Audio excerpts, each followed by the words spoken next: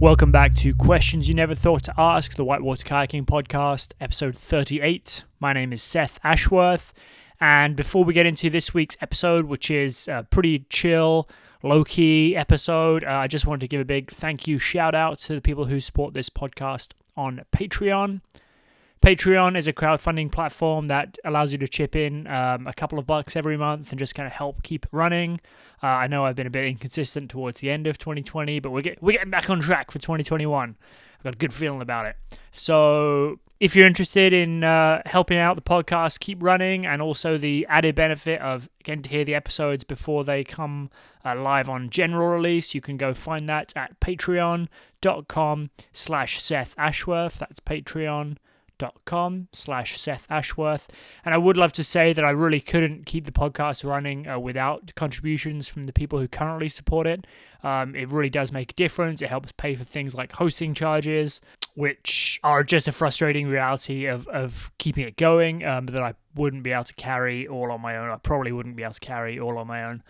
So yeah, I really do appreciate support, and I want to say a big thank you to the people who are currently supporting. I appreciate you guys a lot. Anyway, enjoy this podcast, and don't forget, if you are not already, please go check out the Patreon to support it.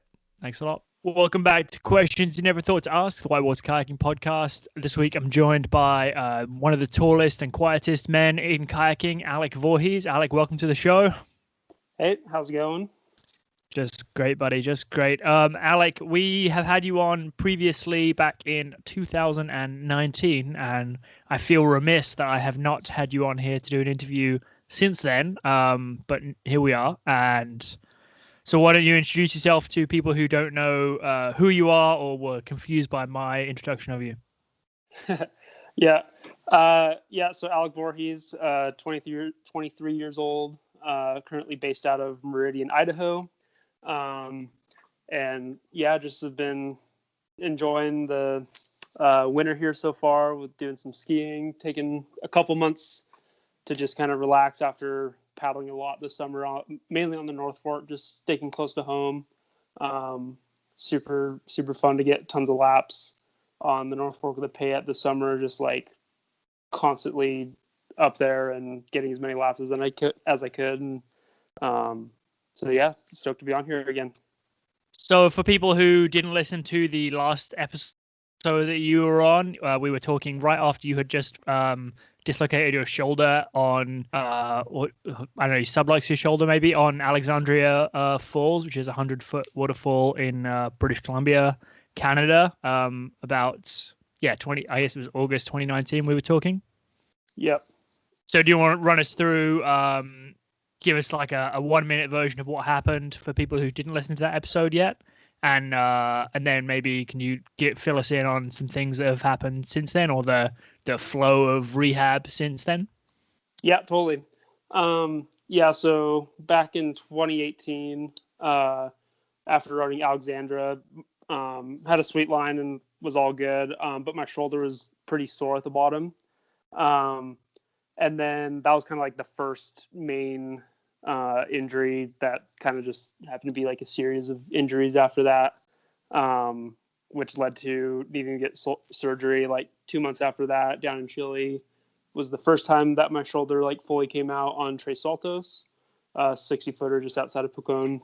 And then rehabbed it, didn't get surgery, just took a solid break, did my rehab and whatever, tried to heal it up on its own. And then that next May in 2019 in Jake's at high water, I clipped this rock that was just under the surface, and it kind of yanked my arm across my body and came out again. And that was a pretty close call. But thankfully it was all good. And then at that point I knew that I needed to get surgery. And so then I got scheduled for the end of September 2019. And so this last winter I just worked super hard, got in really good shape, got my shoulder healed up.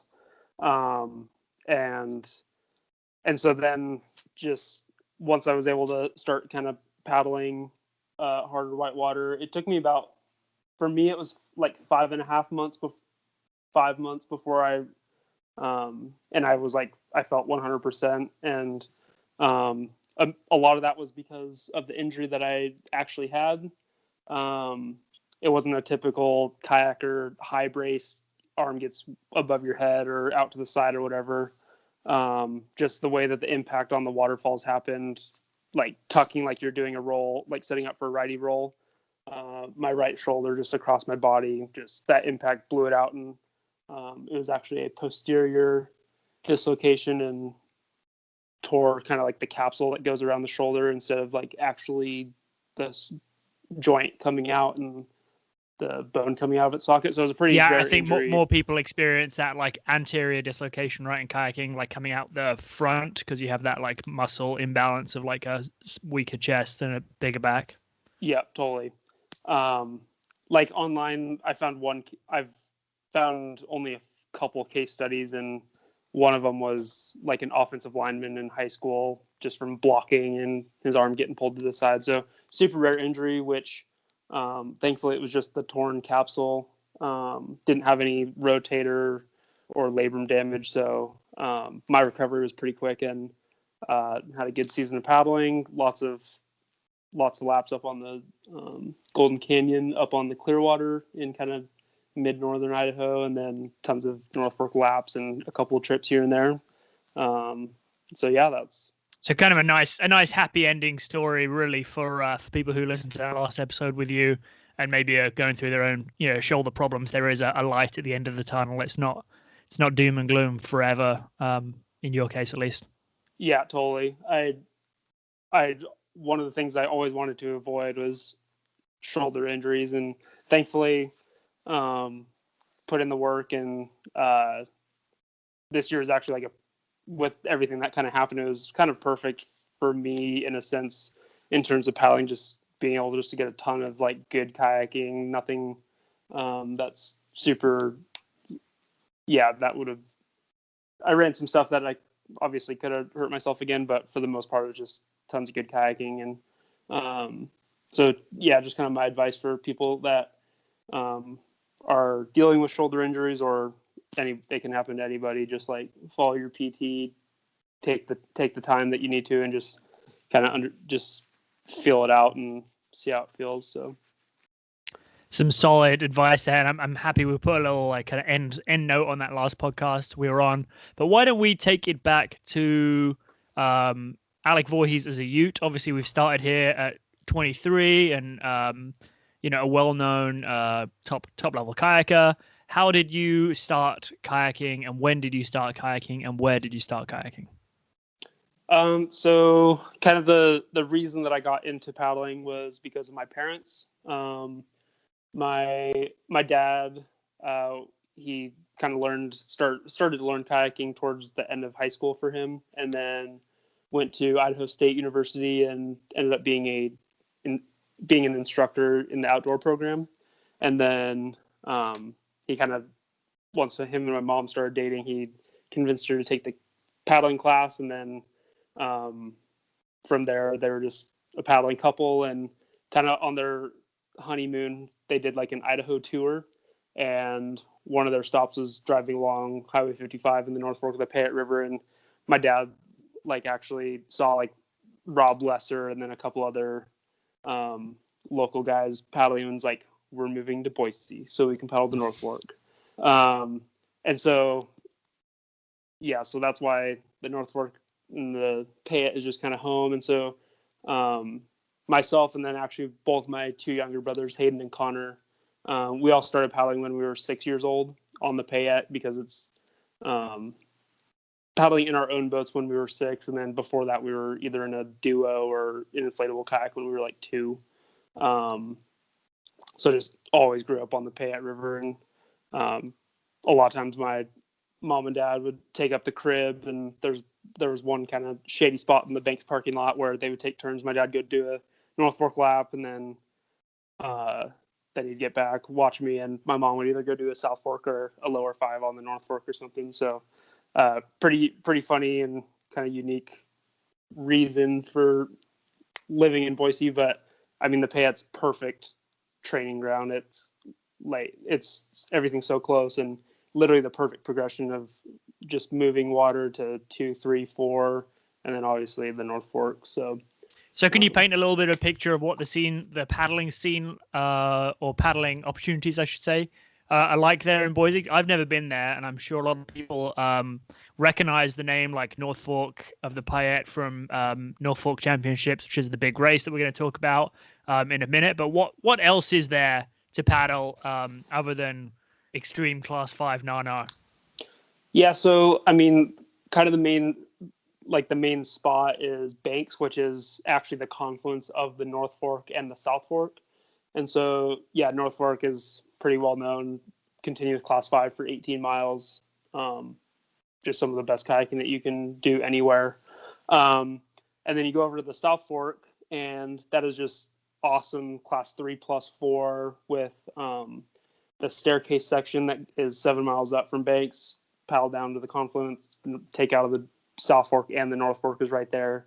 You go up further, and there's some nice Class 2 in between. There's like Swirly Canyon, which is maybe the best kept secret of the Payette because it is the best slicey boat run I've found. It's, yeah, Swirly Canyon. It's so fun. Just endless seams and not really rapids, but just boils coming off the wall. So you're like dizzy and your abs just hurt by the end of it. It's just the best. And then up above that is like the canyon section, which is kind of down away from the road. Awesome Class 3, a little bit of Class 4, and then Big Falls, which a lot of people are pretty familiar with. That is a super stout rapid if you run it when it's high. But then anybody that's running there is just a crazy rapid just to look at. So it's pretty famous in that sense. And then, yeah, after the confluence of the North Fork and the South Fork, you've got the Main, which is just, again, perfect Class 2, 3. It's pretty deep. So I've done plenty of just like jumping in and just swim down through that section. And then below that is the Lower Main, which is moving water and a couple Class 2s. So, and that's just all within, all of that is within 20, 30 miles because it's all roadside and super easy to access. So, and it's an hour from Boise, just about. So that gives you a pretty optimal like launch pad situation of progression. It sounds like from going from easiest to hardest without really having to travel anywhere. Yeah, exactly. And one thing too that I really like about living in Boise is, yeah, all summer the Payette is fantastic. And the nice thing too is that the North Fork is the reason it runs all summer is because it's because of agricultural needs. So it's just consistent flows no matter what all summer. Pretty much from March to even October when it gets kind of low is great and super fun. Sometimes it runs late or like May or something, but for the most part, you have at least 6 months of really good kayaking. And then going back to what I was kind of saying, like Boise's really is relatively, it's a good central location to other states and other paddling spots. Like it's all kind of relative on how far it is, but white salmon, I can get to the takeout of Little White in just over 5.5 hours. Kind of Sacramento and the Northern California stuff is like 8. If I want to go down to Southern California or kind of more of the high Sierras, it's like 10, 11. Colorado's 12. Montana's like 7. So it's really good location just for everything else. Seattle's like 8, Whistler's 11, 12. So, yeah. Whereas if you're kind of on one of the outer ends of that, you've got a 20-hour drive, from Colorado to Whistler or something like that. So, or more. So kind of good in that aspect too. Yeah. It seems like it's a nice ideal situation to be a 6-year-old kayaking kid, because you've got these opportunities to like step up a little bit, and your parents are like, taking turns kayaking with you. And yeah, sounds like a great way to grow up, to be honest. Yeah, I definitely credit a lot of, I 100% credit like how I developed as a paddler too, just being able to paddle on the Payette all the time because it was perfect progression. And were you like surrounded by a lot of other kids your age? Or is it pretty much just like you and your 2 brothers? When I on the river, was out on the river. I mean, Yeah, so like when I was 8, or yeah, kind of when I was like first when I was learning Cascade Raft and Kayak, they have a really good program. They have like I used to go up on, my mom would take me up on like Wednesdays when I was probably like 8 to 10, and they would have a Wednesday kids night, and there would be like 30 kids paddling, going and doing a main lap or whatever. And they had some like kids camps, which were like, you'd go up there and it's basically like a 2 or 3 day summer camp, and you just go kayaking. So we would go do the South Fork, and there were quite a few really good paddlers that were on the come up right at that same time too. Like Seth Stoner, he's kind of a lesser known paddler in the grand scheme of things, but I mean anybody that knows him, he's as good as anybody. And he was 4 years older than me, but I mean, when I was like 10 and he was 14, for like 2 or 3 years, I could probably count on both my hands like the amount of times that we didn't kayak together. So we both were able to progress super quickly, and he was a really good paddling partner. And there were lots of other really good people that were a little bit older than me, but was able to kayak with a lot of young kids when I was starting to progress faster, which was super cool. I think having those like paddling partners who are like just a shade better than you or just a little bit older is so valuable. Like especially when you're starting out, like just having that like kind of moving goalpost all the time where you're trying to catch up to. I think that's so useful and so like undervalued. Like I think not enough people really see the how good it is, how the people you're with like are an impact on how you're learning. Yeah, totally. And then after that, once I kind of got into like 14, 15, kind of beginning high school and stuff, then I spent a lot of time with the Jackson family, and being able to thankfully was they brought me in and became family, and I was thankful to be able to keep going back and back. And then obviously having Dane and Nick and Emily is that, just like you were saying, those kind of mentors and people that are better than you, like that was yeah, pretty invaluable. And I basically did my own version of like World Class or whatever. Just I went full online and was able to have those opportunities. So I did it a little bit differently, but so yeah, you finished out your like last 2 years of high school traveling around with Dana, Nick, and EJ. Is that right?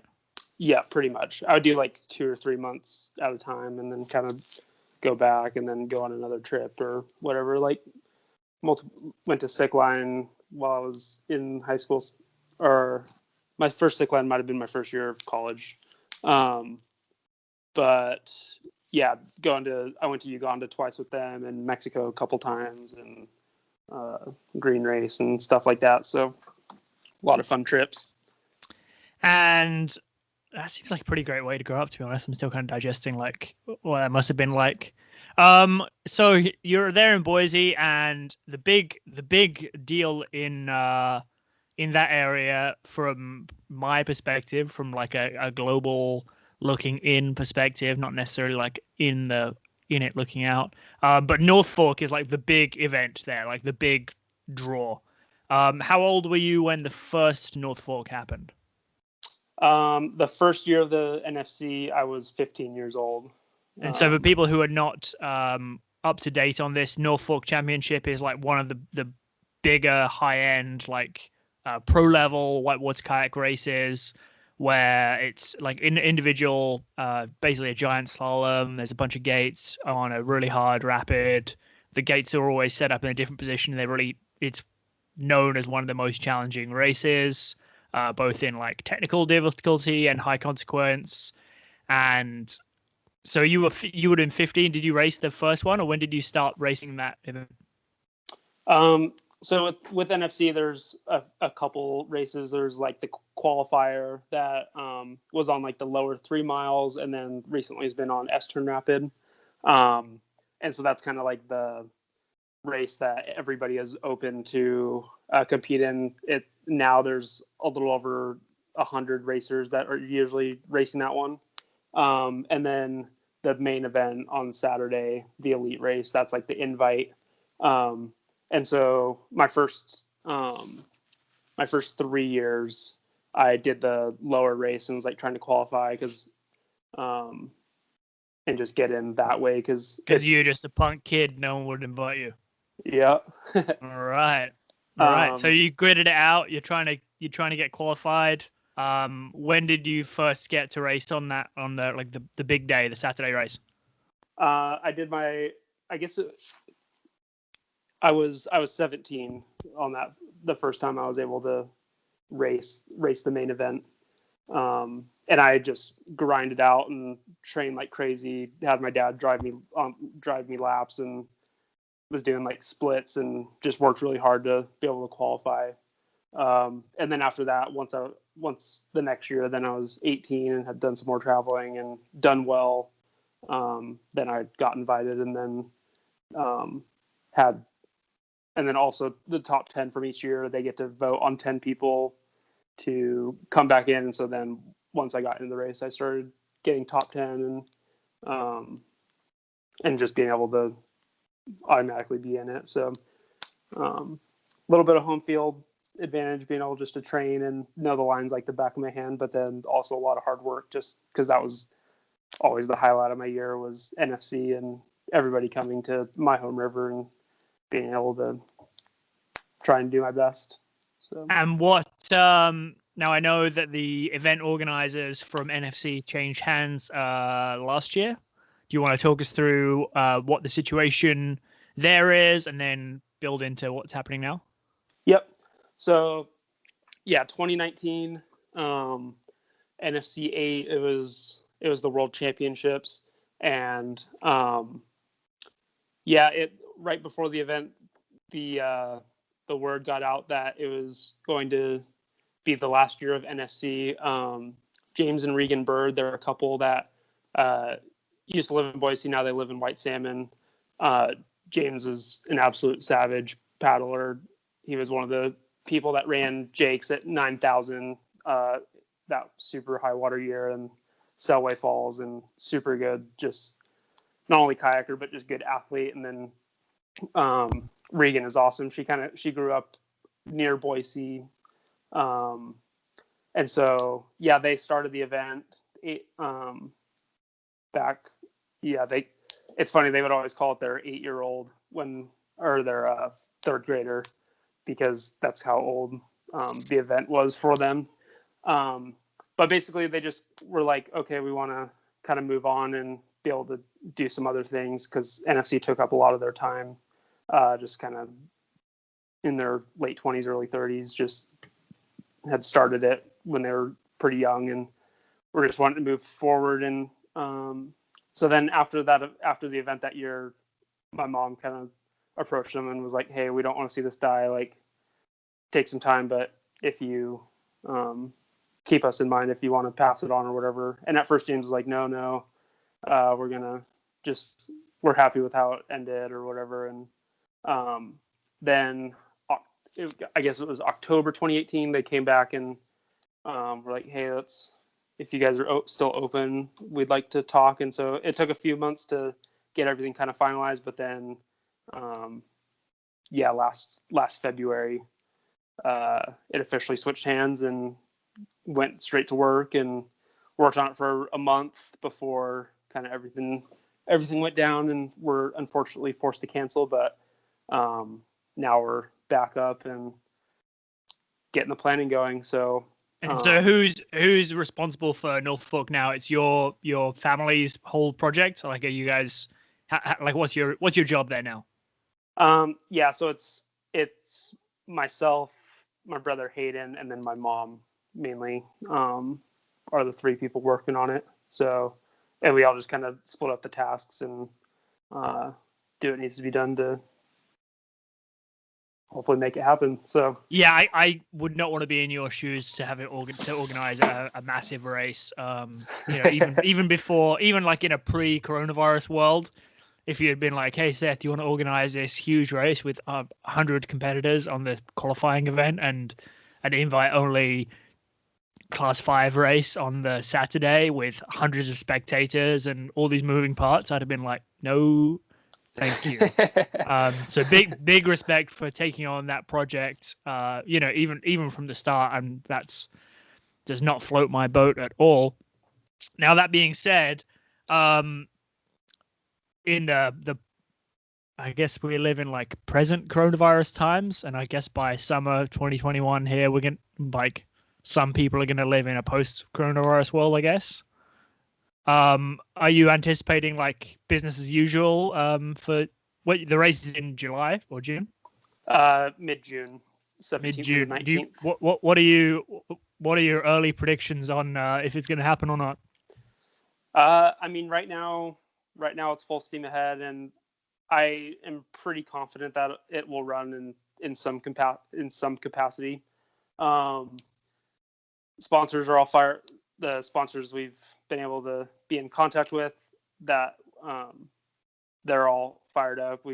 I mean, yesterday we had a meeting with Visit Idaho, kind of the tourism part of the state, and they were excited. NRS is super fired up, and so yeah, there's going to be some changes. But for the most part, and just in general, like if COVID wasn't a part of everyday life right now, like our kind of main thing that we wanted with the event was to just keep everything flowing as smoothly as possible, and to really make it seem like nothing really changed. Because, I mean, one thing that's pretty unique as well is not only just us being local and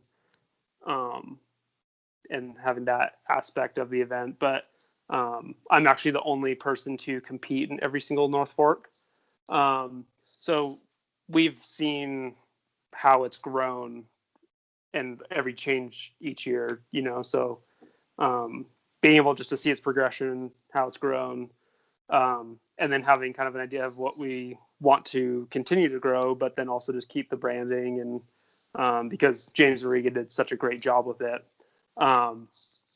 But yeah, obviously they built such an incredible race. Like I said, as an outsider who's never been to Idaho, like watching Norfolk video recaps is like it's some of the best kayaking footage of the year. Every single year, it's like I'm excited to see what comes out of Norfolk because it looks so intense and so like not just beautiful surroundings and beautiful white water, and there's always a good carnage reel, but like just some really stylish pit paddling and people paddling really fast in really people making very difficult white water look easy. And you can recognize that, and I think once you've been kayaking for just a little bit, you're like, oh, that's hard, and they're making it look very easy. And I think it's easy to have a lot of I mean, I have a lot of respect for when I see that. It's great to watch, so I'm excited to bring that back. Yeah, for sure. And that's kind of one thing too, was not only was it like close to our hearts and I mean, literally my highlight of my year each year, but then just kayaking as a whole, and just the kayaking community and all the paddling companies. Like, I mean, Sick Line, no more. And that was a pretty high level event. There's still others, like, I mean, Green Race obviously is a pretty core race, and then you've also got freestyle for everybody that follows that or whatever. But I mean, having NFC is just such a great showcase for kayaking and gets so much publicity for whitewater kayaking that, I mean, yeah, it was just kind of something important in that aspect as well that we felt. And so hopefully, I mean, like you were saying, it's a huge undertaking, and yeah, I mean, downright stressful and very anxious about it, but also really excited. Just want it to go well and just have it be what it should be. Are you concerned that you will end your race will end up going the same way as Sick Line and just fade out? I mean, at this point, no. Yeah, you haven't run a race yet. Yeah, good point. Yeah, I mean, we're kind of we're planning on it running for the future. So yeah, so it'll be around for many years right now. So What changes do you think you'll be having to make, or what changes are you planning to make for 2021? Are we going to see this is the big question. Are we going to see a live stream of the Jake's ladder race? That's the big. We can just cut this whole interview to this one question. Is there going to be a Jake's live stream? Yes or no? We are working on it.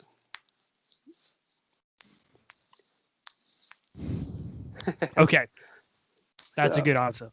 Yeah, it is in progress. We're exploring that for sure. I didn't get to. I know Green Race did a live stream this year, and I unfortunately was working through that day, so I didn't get to tune in. But apparently, it was quite successful and it was well done. There was like multiple cameras and stuff, and it was like a proper, like how Sickline used to be, like had that same vibe. Yeah. Did you see any of that coverage? Yeah, I saw the. I was because you were there, right? You were actually racing this year. Yeah, I was racing. But yeah, I saw my parents watched it, and yeah, I heard a lot of good things from it, and saw like some kind of segments of it. I actually Hayden, Dane, and I watched the rerun after it kind of got published, and yeah, it turned out really well. How did you like being at a race event in like present day Corona times? It was pretty cool. Yeah, obviously Green Race, they encouraged no spectators to be down there, so there were they couldn't like really enforce it to an extent. But there were less people than all of us were kind of expecting to be down there. Yeah, I saw a picture. I don't think anyone's done like a side by side, but I saw a picture with like there's a bunch of people down there by Gorilla. But I've been down there myself a few years ago, and I remember there being like rows of people, pretty much 3 deep at Gorilla, like hundreds of people down there at this one rapid, and you couldn't see the paddler once they went through the notch from like the highest point on the bank, but you could hear if they had a good line or not, because their crowd would either be like silent or they'd be super loud. And I don't know why no one's done a side by side picture yet, but I definitely noticed a lot fewer people. But obviously still one or two, you know, because there's not an enforceable way to be like, hey, don't show up. What was it like being like a racer, like around other racers in the build up? You know, the social aspect of it is obviously a big part of kayaking and a big part of racing, like for me at least. Did you find there was like a significant impingement on the hangouts, or was everyone like hanging out but outside, or what was the deal there? Yeah, so like myself, Hayden, Dane, you guys had a little bit of a training bubble situation, right? Yeah, totally. Kind of Isaac Hull, Carson Lindsay came in, EG. So we just kind of like we would have kind of our group, and between that we would split up in the cars, and everybody was wearing masks, and then which is kind of, I mean, I've done quite a few green races, and that's how it normally goes. You kind of just get your people that you're wanting to train with and figure it out. But yeah, everybody was doing a good job wearing masks on the shuttles, and and then once we were kind of done paddling, we were just, we'd have some other people. We'd have like a kind of this crew that we were paddling with, and hang out occasionally after that. And then, racing was sweet. I mean, really, to me, it wasn't all that much different. Just a couple little things, but I mean, for me, we weren't really missing the whole social aspect that much. But you are kind of like, you're the quiet giant, like, you know, you're the guy who's often not in the mix of the party zone, you know. Yeah, totally. Very. Do you think the other guys like Dane is normally in the mix of the party zone? Not saying he's like king of the party all the time, but like he's a pretty social guy off the water. Did you notice the people who are usually more social, like any negative impacts on their, like, I don't want to say like mental well-being, but like, was it bothering them that they couldn't do the normal like hangout stuff, or were they just like kind of accepting of their fate? I feel like people have kind of, I mean, it was November at this point, or kind of end of October when we first arrived, so people have kind of gotten used to it in a sense. So I mean, I didn't notice anything. Seems really. pretty sorry to cut you off. America seems to have a pretty mixed view of like coronavirus precautions and stuff from what I've seen and kind of like, just seeing the periphery. But like in Yeah. Canada, you still can't like go to a gym, or you can't go to a bar, or you can't. There's like, and it's worse at the moment. But even like at that time in like November, most people like couldn't really go anywhere or do anything, and everybody's kind of like resigned to their fate. America seems to, like, depending on what state and even like what town you're in, they seem to have a very different view of like government intervention. How did you find it going from like basically one side of the country to the other? Yeah, like definitely rural North Carolina. I mean, going in the store, a lot less people are wearing masks. I mean, rural Idaho is, I mean, very similar. But then like here, kind of in Boise and more urban areas. I mean, you go into Nashville or Chattanooga or whatever, then so like, yeah, it's just kind of definitely the urban areas versus rural. Is kind of just is kind of what differentiates more. But yeah, I mean, U.S. is definitely, I mean, it's been well documented and kind of, I would assume that's pretty apparent to other people on the outside and kind of what's going on. It seems like it's a lot more varied. Like it's more of a scatter shot of differing, like a real mixture of rules and regulations that seem to be wild, like very far apart. Like in Canada, there's like different provinces have their own rules, but they're not that far off each other. Yeah, it's the general gist. Yeah, for sure. It's definitely very split. So. I was just sorry. That little tandem was more of like I was just more curious than anything. All right, let's get back on track here. I had a little list of talking points that I wanted to talk about. You've got two younger brothers who are both kayakers.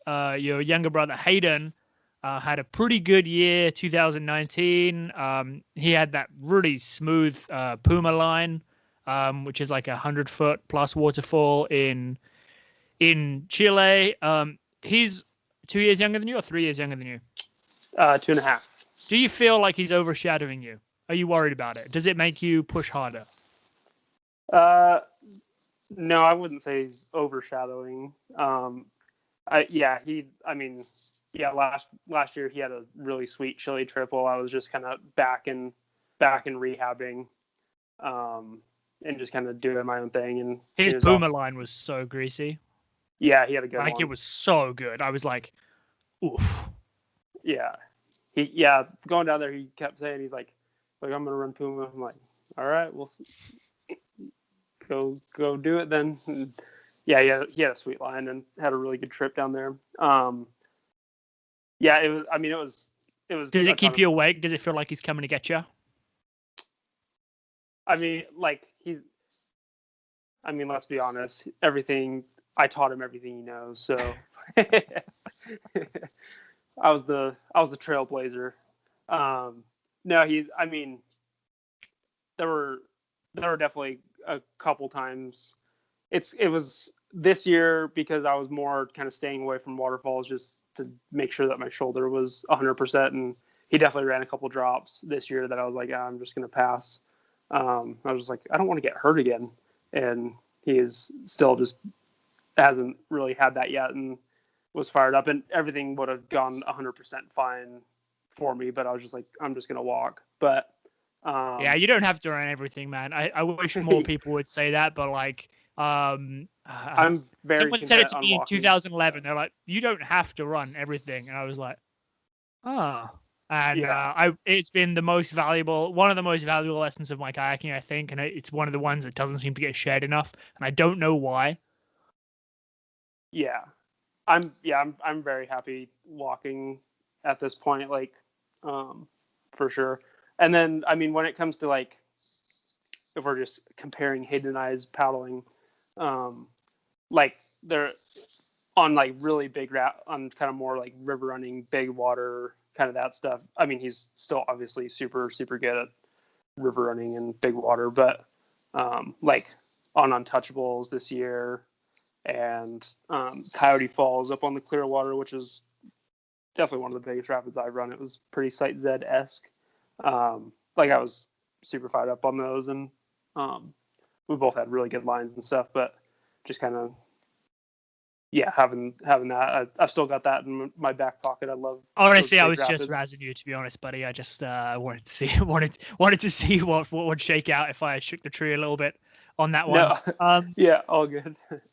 What is okay? Next question. Moving on. What is a failure or mistake you can point to, and what were the lessons that you learned from it? Put me on the spot.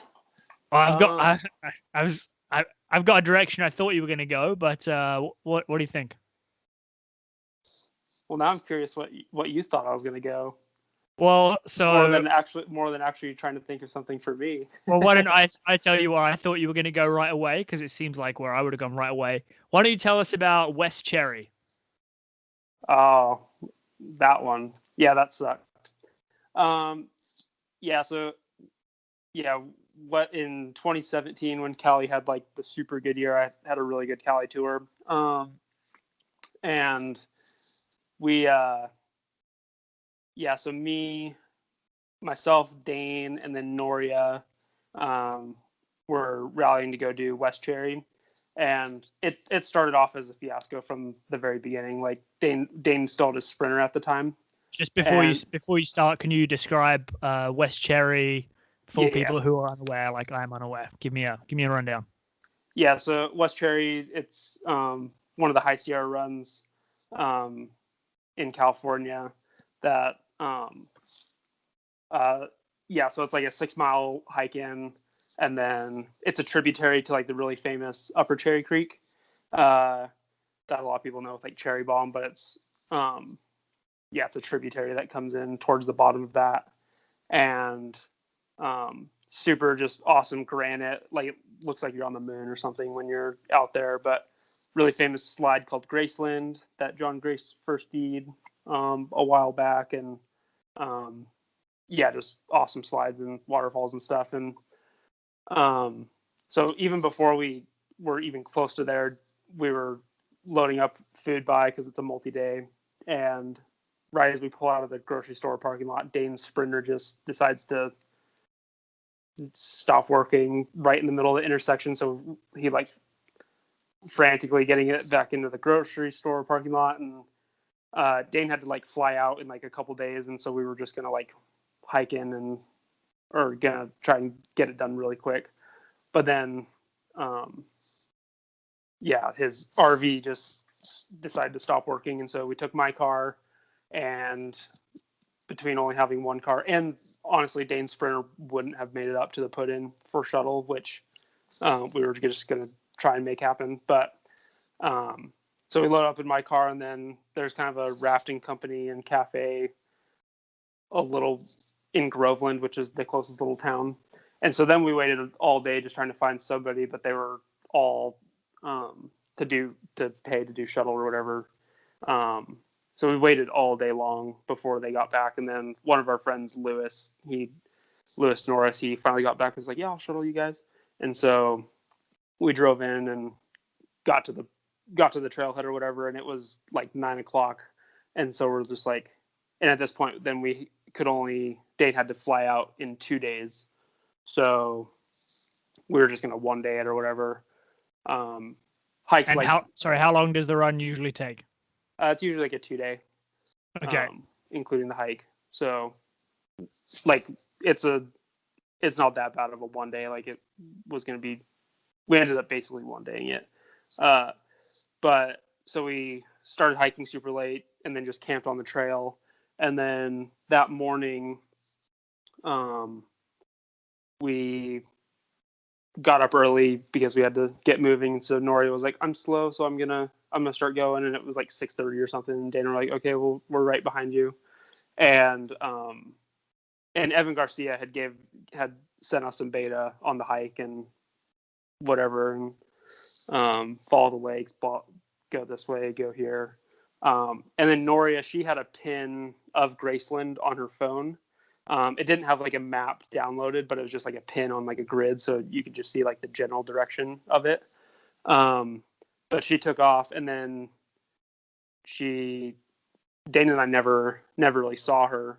And a couple hours into the hike, the trail starts getting a little fuzzy, and then you kind of break away from the trees or whatever, and then it's just kind of granite everywhere.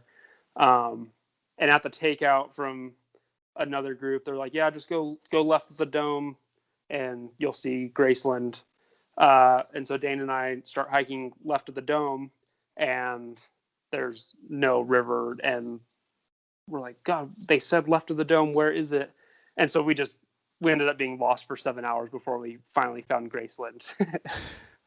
Just hiking like crazy. Just Dane and I just lost, and thankfully there was a little creek that we kept crossing over, and we were able to get some water and stuff. But then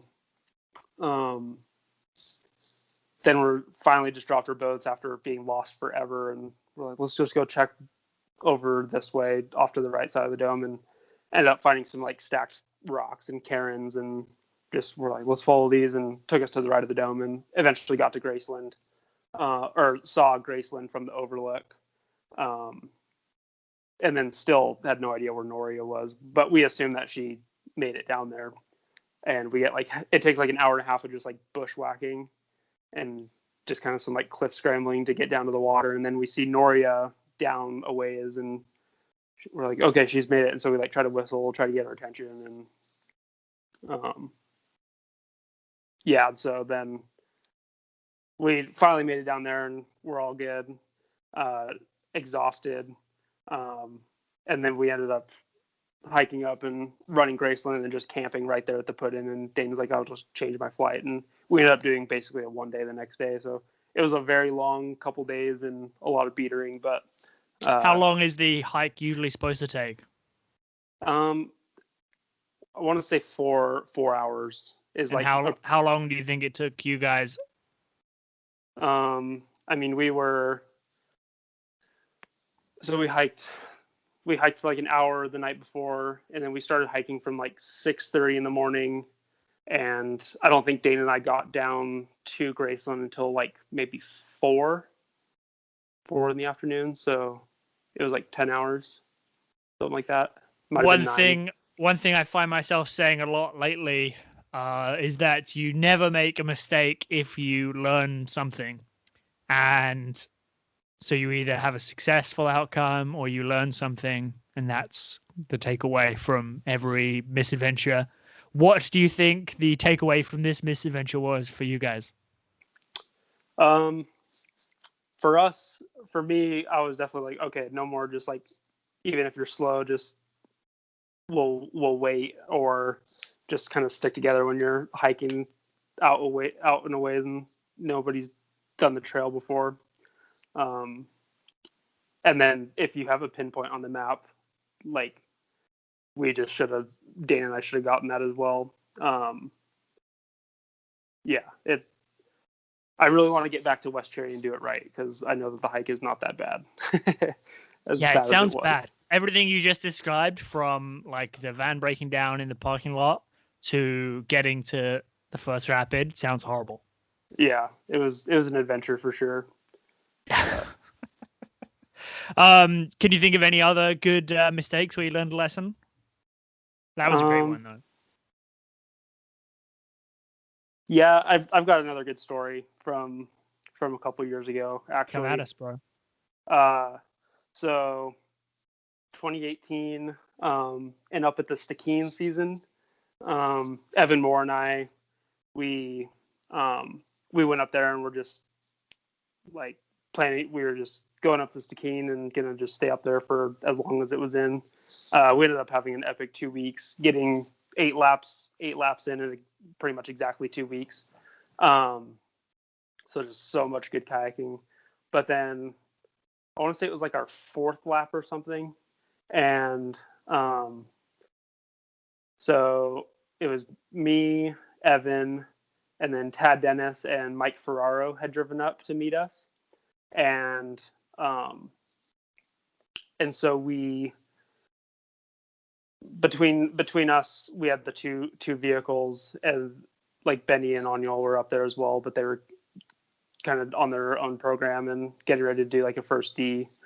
And so we're like, okay, we'll just go down, and like Evan and Tad were like, we'll go down and just drop both cars and then hitchhike. And the Stikine, for people that don't know, is up in northern BC, like pretty close to Alaska, so super remote and not a lot of people.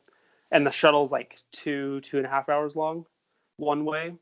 But there's cars that drive from a little town down there up to Dease Lake and then along the highway or whatever. So, and Benny and Anya were like, yeah, we've hitchhiked a few times. And so the story kind of has two, like, funny parts from both ends. So for me, my Ferraro and I were just like chilling at the put in while they went and set shuttle, and I was expecting them to be like 5 or 6 hours, just give them a little bit of time to be able to hitchhike or whatever. And so we were just chilling at the put in all day long, and it starts getting to like 7-8 hours, and we're like, man, where are they? They should be here by now. And just they nowhere to be found. And because Benny and Anya were off doing their own thing, Benny's truck was at the put in as well, but I had like seen him kind of put his keys somewhere like next to his car under a rock or something. And so I was like, after a while, we're like, okay, we should try and find Benny's keys to go to Dease Lake and see if they're there, and just can't get a ride from there or whatever, or drive the road and just find them because they're taking forever. And so we look for Benny's keys, can't find them. And then they had left at maybe 7 a.m, and at this point it's dusk, and up there it doesn't get dark till a little bit later. So we're like, all right, let's look for his keys one more time. And so Ferraro and I look for Benny's keys at 10 or 11 o'clock, and we're both like looking for like 10 minutes, and then we hear beep beep, and then Ferraro was like, "Did you find him?" I was like, "No, did you?" He's like, and then we're like, one of us just stepped on him, and so Ferraro had stepped on him and was like, "Okay, I'll run into town." So I grabbed Benny's car, and it's basically dark at this point. And then I get halfway to Dease Lake, which is like 45 minutes. And then I look and the gas light comes on. I'm like, no, because I know that the gas station is closed because it's way up in the middle of nowhere. And so I'm like, I can't turn around now because then there won't be enough gas. And so I was like, I'll just keep going, try and find Evan and them, and then deal with it. And I get to Dease Lake, and they're not at the gas station. It's like a town. It's a super tiny town. There's one intersection, and I mean, there's like 20 houses total. Like there's 2 little motels, a gas station, grocery store thing, and that's basically it. And they're nowhere over there. I'm like, and so to myself, I was thinking that on the way there, I passed 2 cars. And so I was like, okay, they definitely were in one of those cars if they're not here right now. And so, but for me, I'm like, the gas station's closed. There's nobody at the gas station working. And so over at the hotel, there were kind of a group of like 10 people just hanging out, just people at work and whatever. And I go over, tell them the story. And this one guy is like, he works out at the kind of oil field. And he's like, oh, we've got some gas, like either weed whackers or out at the work site. So I'll take you there and we'll go find some gas. And so this guy just like at 11 o'clock just takes me, and we go look around because they're all like, no, we all drive diesel up here. And so we're just trying to find this gas and can't find. We go out to this work site, look at every machine, and all of them there's no gas, or it's all diesel. And then he's like, all right, well, there's these 2 brothers, and they ride go-karts, and I know that those run on gas, so maybe we can go. And he's kind of this funny, like kind of smaller, kind of Weasley dude, but super helpful and just like trying to come up with any idea. And so we go to these people's house, and it's like 1:00 in the morning, and we're both like feeling kind of awkward, but I'm like kind of feeling like we're both feeling desperate. And he goes and knocks on the window right by this guy's head, and the guy like comes out and like, hey, sorry, we're looking for some gas, and wake these people up. And they're like, we don't have any gas right now. And so then we're like, okay. And then I go back, and we're both just like, all right, whatever, I'll figure it out in the morning. And I also didn't have my wallet too, obviously, because it was down at the car. I just rushed, and I just didn't have, I forgot money. So at that point I was even like, but so then we go to the little hotel, and I get on Wi-Fi, and I'm like, I'll see if they like have posted anything or whatever. And then I get on there, and Evan had put a story of them, and I remember it saying like when the Stikine shuttle goes wrong, and it was a car upside down off the side of the road. Oh my god! And I was like, what the hell just happened? And I was like showing the guy, I was like, dude, I have no idea what's going on or where they are. And then it crosses my mind. I'm like, Anil's car is parked right over there on the other side of the gas station. And I'm like, I'm pretty sure it's gas. And so what we ended up doing is siphoning gas from Anil's car into Benny's. And the guy was, I was like, dude, it's super late, and you've been driving me around helping me. Like, I can do it. He's like, oh no, I've done this before. And so then he starts siphoning the gas and starts breathing in it, and then just starts coughing and just hacking everywhere because he swallowed gas. And I was like, Ugh. dude, I feel so bad. Like, I just felt so bad. He's like, oh no, no worries, man. And just like dying. But then eventually we fill up a jerry can and are able to get gas so I can get back. And I like thank the guy and ask where I could find him to like give him some money once I get back for the help or whatever. He's like, oh man, don't worry about it. But I ended up giving him some cash for helping me out. So then at that point I drive back. I'm like, I have no idea where they are. So I just drive back to the put-in, and thinking that they were going to be there. And so I get back, and before I was sleeping, and he hears me, and he's like, did you find them? And I was like, they're not here. He's like, no. He's like, dude, I have no idea where they are. And I told him about the Instagram story and go to bed. And we wake up, and then finally Tad and Evan show up at like 11 the next day from these people that grabbed him. And we're just like, they're like, we have the craziest story. And I was like, I have my own adventure too. And where were they? What was the outcome? So the other side of it is they went down and were trying to hitchhike for like, they said like 3 hours or something like that, like quite a while. And then finally they're just like,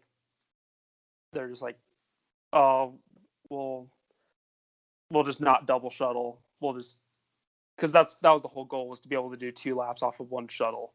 That was the whole goal of that, was be able to do 2 laps. So they're like, all right, we'll just drop one car and come back. And then there was this car that kind of was like passing them, and then so they're like, should we ask this guy? And so they pulled him over. It was this dad and his son, and they're like, hey, do you mind if we could get a ride? And they're like, oh yeah, no worries. And so they went down, dropped the car off again, and then hopped in. And they it's kind of a climb out from the takeout, and then you're just kind of up on a ridge. And then the dad was like, hey, do you guys mind if my son drives? I'm kind of teaching you how to drive. And so it's like, oh yeah, no problem. And so then the son starts driving, and Tad and Evan are in the back, and they go, and they're like coming up onto this corner, and both Evan and Tad are like getting kind of gripped. They're like, this guy's taking this corner really fast, but they don't want to say anything because this dad's like having a father-son moment, and just starts to turn, and then the car just starts fishtailing and then just flips off to the side, and so they like wreck the car. Oh my and God. and so then, and that was kind of a funny part of it too, is like there was a cooler kind of in the middle of Evan and Tad in the back, and when they flip, Tad is on the high side and Evan is on the bottom, and the dad and son are like, "You okay?" He's like, "I'm so sorry." He's like, "No, it's okay." And then Tad's, after a minute, he's like, "Evan, are you okay?" He's like, "Get off of me! The cooler is crushing my face." And just has like this nasty cooler dripping on him. And so they like climb out of the car, and everyone was okay? Yeah, they were all fine. Oh, wow. But so then another car came up onto him, and Evan and Tad hopped in there and then got a ride into town, and we're like, what the hell just happened? And then from there, it was like 40 minutes to where they were going to be able to hitchhike, or 40 minutes left of hitchhiking to the put-in. And so they sit out there forever. Nobody gives them a ride. And finally they go to that hotel that I was talking about earlier. And they're like, hey, they're like, we don't have our wallets, but we promise we'll pay. We'll pay. Like, Evan's like, here's my camera. It's super expensive. You can take this or whatever. And they're like, no. And then coming down the stairs into the lobby was the dad that they rode up with that got in the car wreck, and they had gotten a hotel and invited Evan and Tad to stay in the room with them. And they were desperate, like, whatever. And so they ended up staying in the hotel room that night with with that family, or with the father son, and then ended up being able to hitchhike the next morning. And then we're just like, ended up doing a 1-day Stikine, and all good was after that. And then we were able to get a couple laps in. So, I mean, that's incredible. What's the takeaway lesson there? I'm not even sure where to begin. Yeah, I mean, I guess for me, I definitely check if I'm in somebody's car and kind of out and away, I definitely check to see what the gas is, what the level of gas is. That would have saved me a lot of problems. Yeah, that was like kind of thing. And then it was funny too, a couple days later when we finally saw, like Benny we passed them on the takeout and told him the whole story. And he's like, dude, that's so funny, because Aniel and I were driving. Aniel's just like, he's like, man, bro, the gas is running fast for some reason. And it was because that took like half the gas that was left in his car. But yeah, that was a pretty crazy story, but really good 2 weeks of paddling and a sick 1 day out to follow it up. So yeah, what an episode of gas debacle. Yeah. Wow. Well, we've been going for like an hour here. I had a couple of like quick fire questions I had written down here that don't seem like they'd be very impactful after that story. So I think I'm just gonna can those. Is there anything you want to add on here, Alec? I think I'm all set, unless there's anything else that you have. But yeah. No, I had some like kind of my usual variety of asinine questions, like what superpower do you have, and what's your favorite vegetable, and if you could be an animal, which one would you be? But like we don't really have to get into that. We've been going for a long time. People are gonna have probably tuned out some time ago. So, Alec, where can people find you on the gram, on the Facebooks, etc.? Yeah, Facebook just Alec Voorhees, and then Instagram is Alec Voorhees Kayak, and you can follow me there if you want.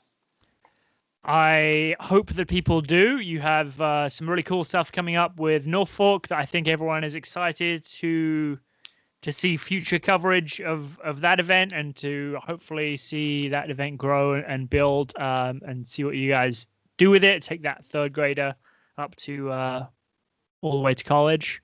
And yeah, that's all I've got for this week. Thanks for listening, and we'll see you in the next one. Okay, peace.